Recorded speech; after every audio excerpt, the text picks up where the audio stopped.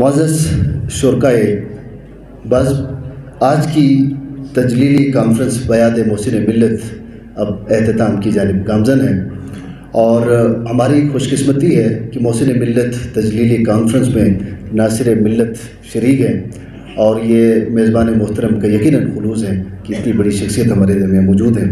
میں بسط آداب و احترام سینیٹر حجت الاسلام علامہ راجہ ناصر عباس، چیئرمین وحدت المسلمین پاکستان سے گزارش کروں گا سر تشریف لائیں اور خطاب فرمائیں۔ آپ آج کی اس کانفرنس کے گیسٹ آف آنر لیجیے۔ بر محمد و آل محمد بآواز بلند صلوات۔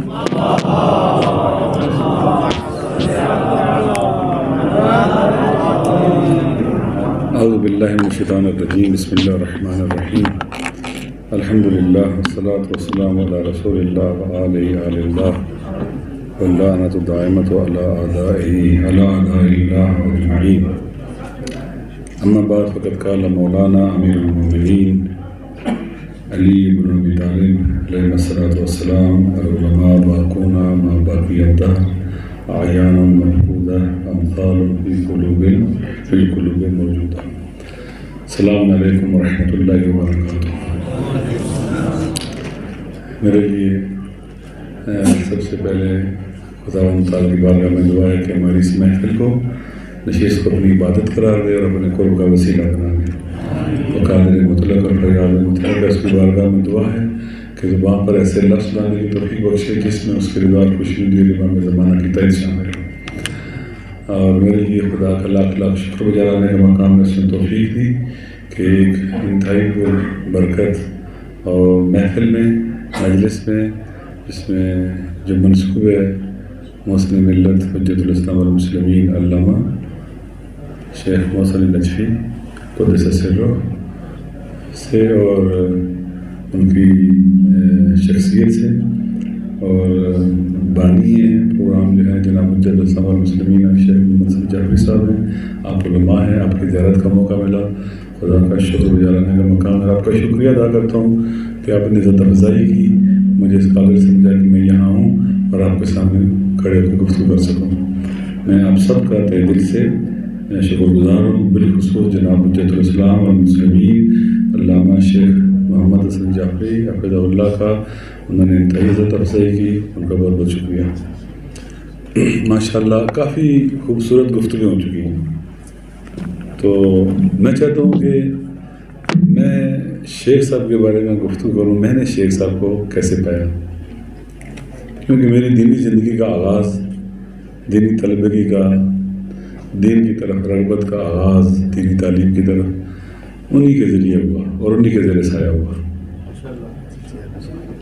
مجھے نہیں پتا تھا کہ تشیعوں کا مدرسہ ہوتا ہے، میں ایسے علاقے سے تعلق رکھتا تھا جیسے تشیعوں شیعہ لوگ جو وہاں ذاکرین آتے تھے اور علماء نہیں آتے تھے، مجھے پتہ ہی نہیں تھا کہ تشیعوں کا مدرسہ ہوتا ہے۔ ایک دوست کے ذریعے وہاں گئے، ہم جوان تھے، چند ہماری عمریں 19-20 سال تھی، شیخ صاحب کی خدمت میں گئے اور عرض کی کہ ہم دین جاننا چاہتے ہیں، معرف جاننا چاہتے ہیں، احکام جاننا چاہتے ہیں، آپ کی خدمت میں حاضر ہوئے، آپ ہمیں سوال سے رہنمائی کریں۔ شیخ صاحب نے فرمایا، گفتگو کافی ہوئی، ہم 4-5 دوست تھے جو دینی کام کرتے تھے، یعنی جب جوانوں میں دین کی طرف توجہ دلانا، اور ہمیں کچھ بھی نہیں آتا تھا، خالی تھے۔ 1-2 پروگراموں کے بعد ہماری معلومات ختم ہو چکی تھی۔ شیخ صاحب نے فرمایا کہ آپ میرے پاس 3 ماہ کا شارٹ کورس کریں۔ جامعہ البید میں پہلا شارٹ کورس ہمارا تھا، تو میں شارٹ کورس کے لیے شیخ صاحب کی خدمت میں حاضر ہوا، تو شیخ صاحب بہت محبت کرتے تھے جوانوں سے، میں نے خود اس کو لمس کیا ہے، اور ان کی محبت کا نتیجہ ہے کہ آج میں دینی طالب علم ہوں۔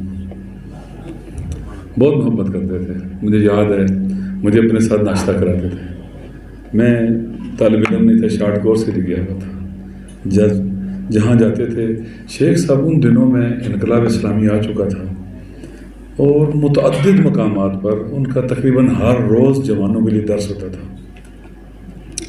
اسلام آباد میں، پشاور میں، فیصل آباد میں، چنیوٹ میں، لاہور میں اور علاقوں میں.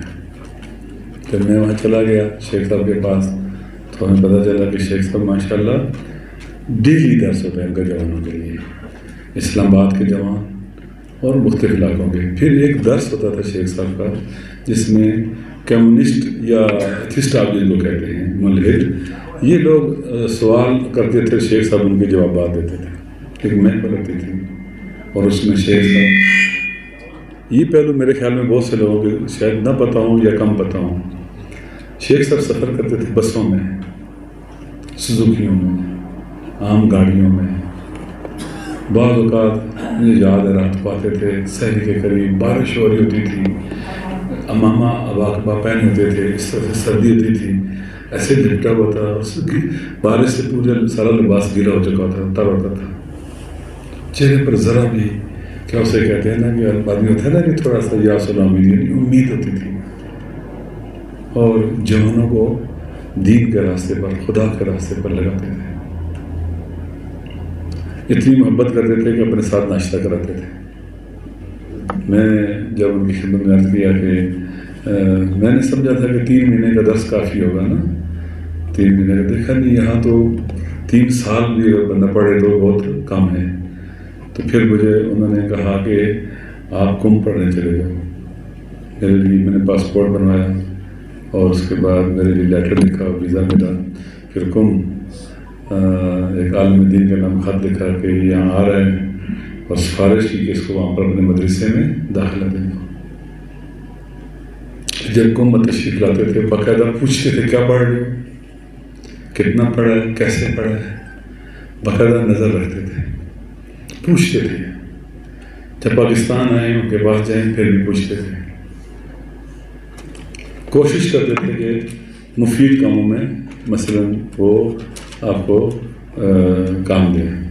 مثلا میں آتا تھا تو مجھے کہتے تھے کہ میں 40 دن کے لیے آتا تھا، میں رمضان سے 10-12 دن پہلے آ جاتا تھا. تو شیخ صاحب جو ہے مدرسہ کے حوالے جو پڑھنے والے لڑکے ہیں انہیں پڑھائیں، جو کمزور ہیں ان کی کوچنگ کریں، اور آپ پھر ساتھ ساتھ فلاں مسجد میں آپ نے نماز پڑھانی ہے اور درس بھی دینا ہے، نماز جماعت. یعنی بیکار نہیں کرنے دیتے تھے. ہم 40 کے 40 دن یقین کریں بیکاری کرنی ہوتے تھے. فرام دا فرسٹ ڈے ہی ذمہ داری اور ڈیوٹی لگ جاتی تھی. اور جو ہے بعض اوقات عید والے دن بھی ذمہ داری انجام دیتے تھے. نماز عید پڑھا دی جا گئی تو اس کے بعد گھر آیا، 2 دن بعد واپس کم چلا گیا. شیخ صاحب انتہائی نفیس مزاج انسان تھے، لطیف انسان تھے اور خوش فکر تھے بہت زیادہ. عام علماء سے فرق تھا. آپ دیکھیں اس دور میں 80 کی بات کر رہا ہوں، آدمی ایک شخصیت جوان علماء سے لیکن عام طور پر دور ہوتے تھے نا، جذب ہو جاتے تھے جوان ان کی شخصیت کے اندر. بعض اوقات ہم چند دوست سے ان کے لہجے میں بات کر رہے تھے، ہمیں پتہ ہی نہیں چلتا تھا کہ ہم ان کے لہجے میں بات کر رہے ہیں. اس طرح سے متاثر تھا ہمارے اوپر. اور میرے سر پر ماما اپنے ہاتھ سے انہوں نے باندھا اور میرے سر پر رکھا. کم میں مجھے ماما منع نہیں کیا. انتہائی بابرکت زندگی. ابتدائی زندگی بھی میں نے دیکھی ہے اسلام آباد میں، کتنی سختیاں تھیں، کتنی مشکلات تھیں. میں نے بتایا اس کے باوجود کتنے تبلیغی سفر تھے، کتنی تنگ دستی تھی، کتنا فقر تھا. اس سب کے باوجود بہت باوقار تھے، بہت باوقار تھے. آدمی ان کے پاس بیٹھنے میں لطف محسوس کرتا تھا، ایک اپنائیت پاتا تھا. تبلیغ جوانوں میں انقلاب کے بعد میرے خیال میں جتنی تبلیغ انہوں نے کی ہے شاید ہی کسی نے کی ہو. 6 مہینے تقریباً آغا توحیدی بھی اس وقت مدرسے میں تھے. 6 مہینے مدرسہ انہوں نے عموماً تعلیمی جو ایکٹیویٹیز تھی وہ کم ہوگی اور خبریں سنتے تھے، سنی جاتی تھیں اور پھر سیکٹر سٹائل کر کے اخبار تقسیم کیے جاتے تھے. بہت جامع اطراف شخصیت ہے، خوش فکر تھے، بہت بااستعداد تھے. ایک مدرس کے طور پر پاکستان میں فقہ و اصول کے میں اگر سب سے بڑا استاد نہ کہوں تو 2-3 جو تھے ان میں سے ایک وہ بھی تھے. بہت دقیق تھے, بہت عمیق تھے. حتیٰ حوزوی نصاب کے حوالے سے بھی ان کی اپنی رائے رکھتے تھے اور کوشش کرتے تھے کہ تشجیع کریں جو آدمی دینی کام کر رہا ہے. مثلا میں نے مدرسہ ہم نے اسلام آباد میں شروع کیا, بہت خوش تھے. ایک دن آئے, بہت زیادہ خوشی کا اظہار کیا. جب یہ تنظیم بن گئی تو میری زیادہ تر ذمہ داریاں ادھر چلی گئیں. تو ایک دن میں ملنے گیا, وہاں شیخ علی انور بھی تھے اور آگے صاحب بھی تھے. تو کہنے لگے خسرت دنیا والآخرہ, کہ آپ اتنا اچھا کام کر رہے تھے, حوزوی کام کر رہے تھے, طلبہ پڑھا رہے تھے, پڑھ رہے تھے, یہ اپنے کیوں چھوڑ دیا؟ وہ تکلیف فیل کر رہے تھے کہ وہ مجھے بھی پڑھنے پڑھانے کا بہت شوق ہے, عشق ہے, جنون گیا تک. تو میں نے دیکھا کہ ناراض ہیں, میں نے مدرسے میں وغیرہ پڑھانا شروع کیا, واپس چلا گیا مدرسے میں. پھر ایک دفعہ کہا خسرت دنیا والآخرہ, میں نے کہا لیا میں واپس آ گیا ہوں گی. میں مدرسے میں پڑھاتا ہوں, صبح 3 سے 4 10 میں روزانہ مباحثہ کرتا ہوں. بلڈنگ بنانا شروع کر دی ہے مدرسے. اتنے خوش تھے جب ہم نے بلڈنگ بنانا شروع کی, تو بہانے سے خوشی کا اظہار کرتے تھے. تو پھر قوم کو ان کی جو سب سے بڑی ضرورت تھی نا, یہ تو آپ نے سارا کچھ بیان کر دیا, میں اس کو تکرار نہیں کرتا ہوں مدارس کے حوالے سے. وہ مرکز وحدت تھے, وہ سب کو جمع کر لیتے تھے. مرکز وحدت, نقطہ وحدت تھے. صاحب شیخ صاحب بہت دلیر آدمی تھے, میں نے اپنی آنکھوں سے دیکھا, بہت شجاع اور بہادر تھے شیخ صاحب. جوانی میں نے ان کو دیکھا ہے. اس وقت 80 میں ان کی عمر 37 ہوگی. اب اگر 43 ڈیٹ آف برتھ بیان کر رہے ہیں تو 37, 38, 39, 48 ان سالوں میں شیخ صاحب بہت دلیر تھے, بہت قاطعیت تھی ان میں. میں نے اپنی آنکھوں سے دیکھا ہے. ان کے سامنے ایڈمنسٹریشن کے لوگ نہیں بات کر سکتے تھے, وہ ڈی سی ہو گئی ہو. بہت ہمت والے, اور بات کرنے کا ایسا سلیقہ تھا کہ سامنے والا اصل چپ ہو جاتا, بات ہی کر سکتا تھا. یہ خوبیاں تھیں ان کے اندر. تو شیخ صاحب مرکز عبادت تھے. ہم جب بھی قومی حوالے سے بڑی مشکلوں میں پڑتے, ہم ان کی خدمت میں جاتے, ریکویسٹ کرتے کہ بلا آپ ہی ہیں جو اس وقت سب کو اکٹھا کر سکتے ہیں. وہ پھر سب کو اکٹھا کر لیتے تھے. ہم نے ایک شخصیت ایسی کھو دی ہے جو مرکز وحدت تھی, جو جمع کرنے والی تھی, جو گویا جن کے اندر مقناطیسیت تھی, سب کو لے آتے تھے, تمام اطراف کو جمع کر لیتے تھے, اور اس کا بڑا فائدہ ہوتا تھا. ایک مضبوط پیغام جاتا تھا ہمارے دشمنوں کو کہ بھئی شیعہ قوم اکٹھی ہے. آپ دیکھ لیں, ان کے بعد مجھے نہیں لگتا کوئی یہ کام ایسا کر سکے گا کوئی. ابھی ممکن ہے خدا والمتعال اپنے نخت بنانے والے خزانے سے کوئی نعمت دے دے. شیعہ قوم پر مشکل آنے والی ہے, قوم حکومت کی طرف سے مسائل کھڑے ہونے والے ہیں, سب کو جمع کرتے, طاقتور پیغام رہ جاتا اور وہ پیچھے آ گئے تھے. آخری جو تھا, اس سے پہلے کئی اجتماع, آخری جو بل کے حوالے سے تھا, کہ شیخ صاحب کے بابرکت وجود کی وجہ سے وہ ہمارا قومی اجتماع ہوا, اور اتنی طاقت تھی اس میں الحمدللہ کہ بل کیا ہوا, واپس چلا گیا. ایک دفعہ ہم نے سب قوم کو اکٹھا کیا, 40 کے حوالے سے اکٹھا کیا. حکومت چلتی کہ 40 پر قدغن لگائے اور مشکلات کھڑی کرے. مجھے یاد ہے 15 سفر کو تھا یہ پورا. شیخ صاحب نے سب جمع کیے, اکٹھے ہوئے, حکومت کو ایسا پیغام گیا, اگر ناصر شاہ جی یہاں موجود ہیں, یہ زیادہ انوالو تھے ان چیزوں میں, ایسا پیغام گیا کہ حکومت جرت نہیں کر سکی. حکومت پر رعب اور ہیبت طاری ہوا. لہذا بہت بڑے انسان تھے. یہ جو نشانیاں ہیں نا, یہ دلیل ہے ان کے بڑے ہونے کی. یہ جو اسکولز ہیں, یہ جو مدارس ہیں, یہ جو خیری کیا فلاحی رفائی کام ہیں, یہ مساجد ہیں, کوئی بہت سے ہمیں ممکن ہے پتہ ہو, بہت سی چیزوں کا ہمیں علم نہ ہو, یہ ساری نشانیاں ہیں نا ان سب کا تعلق خدا کے ساتھ ہے، ان سب کا تعلق اللہ کے ساتھ ہے، خدا کے ساتھ ہے. ان کی خدائی انسان ہونے کی ایک خصوصیت ہے. وہ اس چیز کو خود شیخ صاحب بہت پسند کرتے تھے. میں نے پوچھا قبلہ آپ کی مولانا قبلہ علامہ صفدر حسین نجفی مرحوم اعلی اللہ مقاموں کے بارے میں کیا رائے؟ کہتے ہیں وہ خدائی انسان ہے. ان کے سارے کام کیا ہیں؟ وہ اللہ کے لیے کرتے ہیں. یہ جو کچھ اتنا کیا انہوں نے، جو انسانوں کی خدمت ہے، جو دین کی ترویج کے لیے مدارس علمیہ بنائے ہیں، جو مراکز بنائے ہیں، جو جامعۃ الکوثر ہے، جامعۃ البیت تو بنا ہے، اصل ہے، باقی سب اس سے چیزیں نکلی ہیں. اور باقی ادارے جو ہے نا، الحمدللہ وقار تھے شیعوں کا. وہ ہمارا وقار تھے پاکستان کی سرزمین پر، اور ہر جگہ وہ ہمارا وقار تھے. وہ ایسی شخصیت تھے جنہیں ہم دنیا کے سامنے پیش کر سکتے تھے. یہ ہماری پاکستان کی شخصیت ہے. میرے لیے شفیق باپ کی طرح تھے. میری شادی میں نے کی، میرا سسرال وہاں سے بات کی کہ اس کو بیٹی دو، شادی کی، جلدی شادی کرا.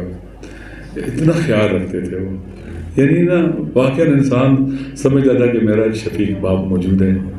مجھے مشکل پیش آئے گی تو میں اس کے پاس چلا جاؤں گا، میرے سارے مسئلے حل ہو جائیں گے، رہنمائی ہو جائے گی، گائیڈنس ہو جائے گی. میں نے کہا جیسے میں نے دیکھا، میں نے ایک دفعہ خواب میں دیکھا مجھ سے ناراض ہے. میں لاہور تھا اور بھی کچھ لوگ وہاں بیٹھے ہوئے ہیں مسجد میں.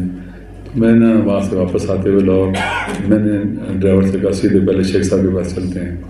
کافی وقت ہو گیا تھا، نہیں ملا تھا. تو مجھے کہتے ہیں اگر ہم بوڑھا سے کوئی غلطی ہو جائے تو آپ لوگ معاف نہیں کرتے ہو؟ میں نے کہا استغفر اللہ ربی واتوب الیہ. تو مجھے اندازہ تھا کہ وہ ناراض تھے کہ میں کافی عرصے سے نہیں گیا تھا. میں نے کہا میں نے خواب دیکھا ہے، میں نے خواب دیکھا ہے کہ آپ ناراض ہیں، اس لیے میں آپ کی خدمت میں حاضر ہوں. میرا ان کے ساتھ قلبی تعلق تھا، دل ان کے ساتھ لگتا تھا. اللہ تعالیٰ ان کے درجات بلند فرمائے. اللہ تعالیٰ ان کے جو کارۂ حسنہ ہیں، ایک صدقہ جاریہ ہیں، ان کو مزید ببرکت بنائے اور انہیں ترقی دے، پیش رفت دے.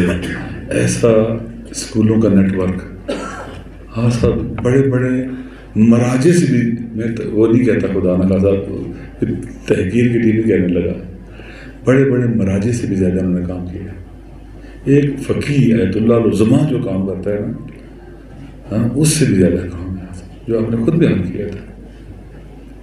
ایت اللہ مرشی نشوی کے بارے میں ملتا ہے کہ ان کی لائبریری ایسی ہے نا.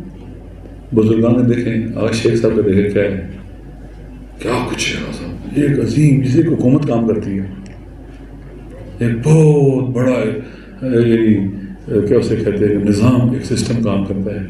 ایک شخص صفر سے شروع کرتا ہے، ایک بالکل فقیرانہ، فقیروں کی طرح ایک گھر میں رہتا ہے جس پہ چھت نہیں ہوتی، جس میں ٹین کی چھت ہوتی ہے، جس کے جو کیا اسے کہتے ہیں کہ وہاں پر جو بلاک لگے ہوتے ہیں سیمنٹ کے، وہ بالکل ہی وہ سے ہوتے ہیں، ٹپکتا ہے، پانی بہتا ہے، نالا ہے ساتھ، استقامت دکھاتا ہے، مقاومت کرتا ہے، اور پھر اتنا عظیم مفید انسان بنتا ہے.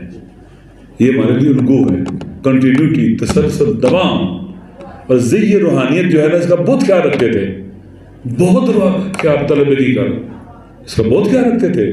اس کی جو کیا کہتے ہیں، جو انسان آداب ہیں لباس پہننے کے، جو اٹھنے بیٹھنے کے آداب ہیں، ان کا بہت خیال رکھتے تھے. ملاقاتوں میں ایک طالب علم کو، مولانا کو، روحانی کو عالم کو کیسے ملنا چاہیے، ان سب چیزوں کا خیال رکھتے تھے. اللہ تعالیٰ کہتے ہیں کہ عاشا سعیداً و ماتا سعیدہ. اللہ تعالیٰ ان کے درجات کو بلند فرمائے. خالق کائنات ان کے جن بچوں کو آپس میں اتفاق اور عبادت نصیب فرمائے. ان کے جو جو ان کے کام کو آگے بڑھا رہے ہیں، وہ بھی خالق کائنات انہیں دن دگنی رات چوگنی ترقی دے. میں جو کام کر رہا ہوں، ہم بھی جو کر رہے ہیں، یہ بھی اسی سلسلے کی کڑی ہے. ٹھیک ہے، شاگرد جو کام کرتے ہیں، جن کو انسان جو درخت پر بوٹا لگاتا ہے، اس کا پھل جو لگتا ہے، یہ اس کو بھی اس کا ثواب جاتا ہے جس میں پھل والا درخت لگایا تھا. تو وہ ہم میں نہیں رہے. ہم کوشش کریں گے آپس میں اتفاق، اتحاد، ایک دوسرے کے قریب ہو کر اس کمی کو پورا کریں گے. انشاءاللہ ہم پوری کوشش کریں گے بیت شیعی کو منسجم کریں، قریب کریں، ایک دوسرے کے قریب ہو جائیں. ہمارے کوئی ایسے ڈفرینسز نہیں ہیں کہ ہم اکٹھے نہیں ہو سکتے. ہم ہو سکتے ہیں. ہمارے اصول دین ایک ہیں، فروع دین ایک ہیں. ہم سارے مراجع کے ماننے والے، ہم راہبر کے ماننے والے، ہم سارے مقلد ہیں. ہم کٹھے ہو سکتے ہیں انشاءاللہ. اور مجھے امید ہے کہ بلتستان اور گلگت کے علماء، بالخصوص بلتستان کے علماء، ان کا وجود ذی جود یا برکت وجود اثرات پورے پاکستان اور دنیا میں انشاءاللہ وحدت اور اتفاق کے جو برکتیں ہیں وہ یہاں سے شروع ہوں گی اور پورے پاکستان میں جاری اور ساری ہوں گی. السلام علیکم ورحمۃ اللہ وبرکاتہ.